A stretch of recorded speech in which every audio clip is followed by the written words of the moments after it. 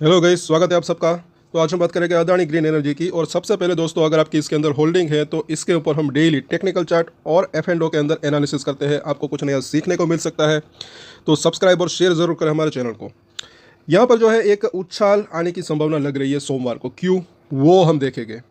F and ओ के अंदर ऐसे संकेत दिख रहे हैं। साथ साथ एक जो है ब्रेकिंग न्यूज़ और है इसके अंदर। एक और प्लांट, एक प्रोजेक्ट इसने शुरू किया है, उसके ऊपर भी हम जो है बात करेंगे और चार्ट के ऊपर भी चर्चा करेंगे। तो पहले तो है, और साथ साथ वॉल्यूम अच्छा खासा है यहाँ पर। और यहाँ पर अगर देखें तो ये ज़रा देखें, अगर यहाँ पर शुक्रवार की बात करें तो 2.5 करोड़ से भी ज़्यादा की डिलीवरी उठी। अब बेचा किसने, सेल किसने किया, ये जानने की बजाय बाय किसने किया, ये जो है समझना ज़रूरी है। हालांकि कोई बल्क डील या ब्लॉक डील तो इसके अंदर अभी देखने को नहीं मिल रही है, क्योंकि ये कल जो है हम जब वीडियो बना रहे थे, क्योंकि वो डेटा जो है लेट आता है, लेकिन फिर भी अब तक कुछ वो बल्क डील या ब्लॉक डील नहीं होता, वो जानने को नहीं मिल रहा है कि किसने खरीदा। लेकिन खरीदारी हुई है 2.5 करोड़ शेयर्स की। और आप इसकी कैलकुलेट कर सकते हैं कितनी बड़ी रकम, मतलब कि ये 2.5 करोड़ गुना आप शेयर का प्राइस को आप जो है फॉर एग्जांपल देख सकते हैं, गुना कर सकते हैं, कैलकुलेट। अच्छी खासी खरीदारी हुई। एक तो ये यहाँ पर ऐसा लग रहा है कि कुछ वैल्यू बाइंग आई है यहाँ पर।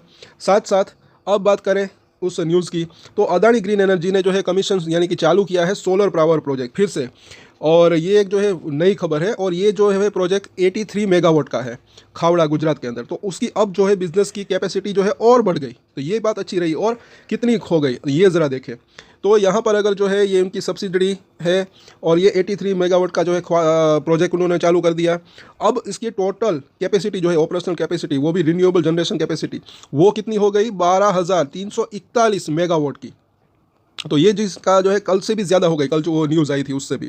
तो ये चीज़ अच्छी यहाँ पर दिख रही है। और मुझे ऐसा लग रहा है कि ये जैसे जैसे इस तरीके से इसकी कैपेसिटी बढ़ती है, तो इसका प्रॉफिट और रेवेन्यू बढ़ सकता है। उसके बाद शेयर के अंदर तेज़ी की संभावना रह सकती है। इसीलिए मैंने कई बार कहा है कि लॉन्ग टर्म में तेज़ी की संभावना रह सकती है, ये शॉर्ट टर्म में वॉलेटिलिटी रह सकती है। अब बात करते हैं इसके चार्ट की। चार्ट से पहले एफ एंड ओ की।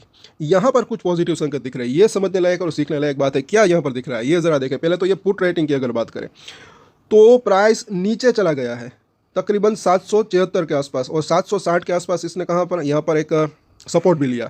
अब यहाँ पर ज़रा देखें, इन दोनों स्ट्राइक के जो है बीच में इसका प्राइस है। लेकिन उससे ऊपर ज़रा देखें यहाँ पर कहाँ पर, तो वो है 820 के ऊपर। यहाँ पर जो है बड़े ट्रेडर्स की अगर बात करें, पुट ट्रेडर्स की बात करें, तो यहाँ पर हेवी पुट राइटिंग कर रखी है। तो क्या ये बेवकूफ़ है, क्योंकि इतना ज़्यादा प्राइस के ऊपर उन्होंने सेल किया है। तो इनको ये जो है लग रहा होगा कि ये प्राइस ऊपर आ सकता है। ये ज़रा देखें इतना ऊपर। साथ साथ यहाँ पर भी फ्रेश पुट राइटिंग, यहाँ पर भी फ्रेश पुट राइटिंग। कहाँ तक है, तो 780 से 820 के आसपास। तो यहाँ तक जो है फ्रेश पुट राइटिंग हो रही है। और जो गुरुवार को 840 के ऊपर अगर आप बात करें, वहाँ पर फ्रेश पुट राइटिंग हुई थी, वो भी अभी भी बरकरार है। वहाँ पर भी ट्रेडर्स अभी भी वो छोड़कर भागे नहीं, वो बने हुए हैं। ये ज़रा देखें, और थोड़ी सी पुट राइटिंग ऐड हुई है 80 के आसपास। सो ओवरऑल अगर बाउंस बैक आता है तो यहाँ पर कहाँ तक जा सकता है, तो एक तो ये 800 के आसपास, उसके बाद 840 के आसपास। क्यों, वो हम देखेंगे। अभी कॉल राइटिंग की अगर बात करें तो यहाँ पर अगर आप देखेंगे 800 के आसपास क्यों अगर बाउंस बैक आता है, तो वहाँ पर रजिस्ट्रेशन क्यों फेस कर सके। और ये हम बात कर रहे हैं शॉर्ट टर्म की, ये भी ध्यान रखें। 800 के आसपास अच्छा खासा जो है ओपन इंटरेस्ट बिल्डअप है, और फ्रेश कॉल राइटिंग भी हुई है। तो अगर बाउंस बैक आता है तो पहले तो ये यहाँ पर अटक सकता है। उसके बाद 820 और 840, क्योंकि 840 के ऊपर भी अगर देखें तो अच्छी खासी वहाँ पर भी क्या है, कॉल राइटिंग, ओपन इंटरेस्ट अच्छा खासा बिल्डअप है। और 820 इसलिए क्योंकि वहाँ पर भी अच्छी खासी कॉल राइटिंग हुई है।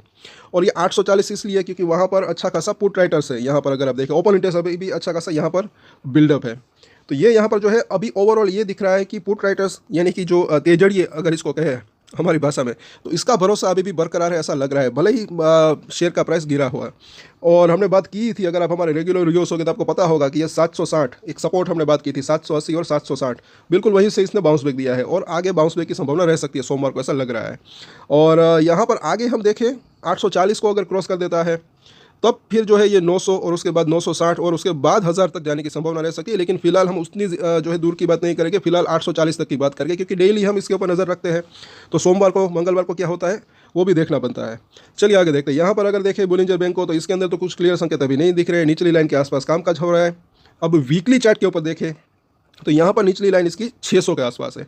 लेकिन ये इमीडिएटली मुझे ऐसा लग रहा है कि मुझे नहीं लग रहा है कि नीचे इतना जाने की संभावना रह सकती है। हाँ, बात की बात बाद में करेंगे।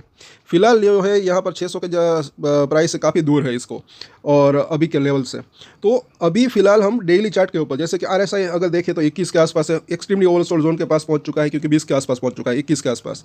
अब वीकली चार्ट के ऊपर देखें तो वहाँ पर RSI कहाँ पर है, तो वहाँ पर तो 27 के आसपास। तो यहाँ पर भी ओवरसोल्ड हो चुका है। पिछली बार भी यहाँ पर जब ओवरसोल्ड हुआ था 30 के नीचे आया था, फिर एक अच्छा खासा बाउंस बैक आया था। तो यहाँ पर भी वही सिचुएशन होने की संभावना रह सकती है। और अब मंथली RSI ज़रा देखें मंथली चार्ट के ऊपर, तो ये भी 36 के आसपास है और ये कोई छोटा मोटा लेवल नहीं है। ये 30 के आसपास भले ही नहीं आया, लेकिन जब हिडनबर्ग की रिपोर्ट आई थी तब ये ज़रा देखें, यहाँ पर ये हिडनबर्ग की रिपोर्ट आई थी तब का लो है। मंथली चार्ट है ये, बड़ा एक एक कैंडल पूरे मंथ की कैंडल है। तब भी जो है ये 36 के आसपास इसका RSI आया था। उसके बाद ये वहाँ पर संभला था, बाउंस बैक आया था, उसके बाद यहाँ पर थोड़ा कंसोलिडेशन हुआ, उसके बाद एक तेज़ी आई थी। तो वापस से उसी लेवल के आसपास RSI आया है, तो एक जो है बाउंस बैक की संभावना रह सकती है। अब ये टिकता है नहीं वो वक्त बताएगा। और यहाँ पर अगर देखें वीकली चार्ट के ऊपर, तो जैसे कि पिछली बार ये 800-820 के आसपास जो है 3 बार सपोर्ट लिए थे, उसको तोड़कर नीचे आया है। तो आगे सपोर्ट कहाँ पर हो सकते हैं वो हम देखेंगे। तो सपोर्ट और रेजिस्टेंस की अगर बात करें तो 774 के आसपास का प्राइस है। पहला सपोर्ट एरिया डेफिनेटली यही ले, जो कि इसका लो बनाया था 760 से लेकर 750 का जोन।